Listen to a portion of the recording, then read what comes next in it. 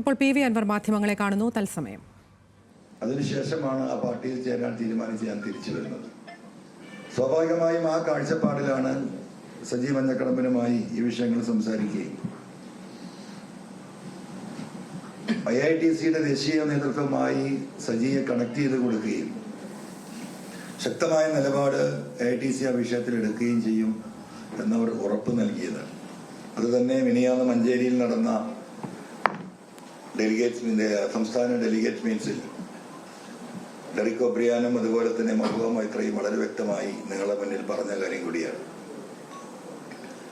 അതിനെ ബേസ് ചെയ്തുകൊണ്ടാണ് ഇന്ന് നമ്മുടെ നാട് നേരിടുന്ന, കേരളം നേരിടുന്ന കർഷകരുടെ വിഷയങ്ങൾ, വന്യജീവികളുടെ വിഷയങ്ങൾ അത് സജീവമാക്കി മുന്നോട്ട് കൊണ്ടുവരിക എന്ന ഉദ്ദേശത്തോടു കൂടിയാണ് സജി മഞ്ഞക്കടമ്പിലും അതുപോലെ തന്നെ അദ്ദേഹത്തോടൊപ്പം നിൽക്കുന്ന സംസ്ഥാനത്തെ 14 ജില്ലാ പ്രസിഡന്റുമാരും സംസ്ഥാന ഭാരവാഹികളും പ്രവർത്തകരും ഒരുമിച്ച് AITCയിൽ തൃണമൂലിൽ ചേർന്ന് സംയുക്തമായി പ്രവർത്തിക്കാനുള്ള ഒരു തീരുമാനത്തിലെത്തുന്നത്.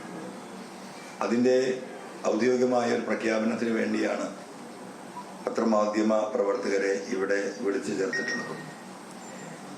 ഇതിൽ പങ്കെടുക്കുന്നത് സജി മഞ്ഞക്കടമ്പിന് പുറമെ കേരള കോൺഗ്രസ് ഡെമോക്രാറ്റിക് ചെയർമാനാണ് സജി മഞ്ഞക്കടമ്പിൽ. അത് നിങ്ങൾക്ക് എല്ലാവർക്കും അറിവുള്ളതാണ്. പിന്നീട് വർക്കിംഗ് ചെയർമാനാണ് ഡോക്ടർ ദിനേശ് കർത്ത. അതുപോലെ തന്നെ പ്രൊഫസർ ബാലുജി വെള്ളിത്തര, വൈസ് ചെയർമാൻ ലവ്ജിൻ,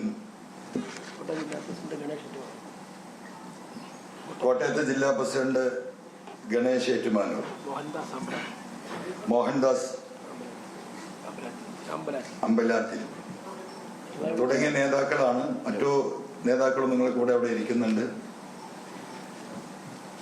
ഒരുമിച്ചുള്ള ഒരു പത്രസമ്മേളനമാണ്. ഇതിനോടൊപ്പം എൻ്റെ പുറകിലിരിക്കുന്നത് നിങ്ങൾക്കറിയാം, തൃണമൂൽ കോൺഗ്രസിന്റെ ചീഫ് കോർഡിനേറ്ററുമായ അഡ്വക്കേറ്റ് മോഹൻദാസും ഹംസ പറക്കാട്ടും, അഡ്വക്കേറ്റ് മനോജ് കുമാർ,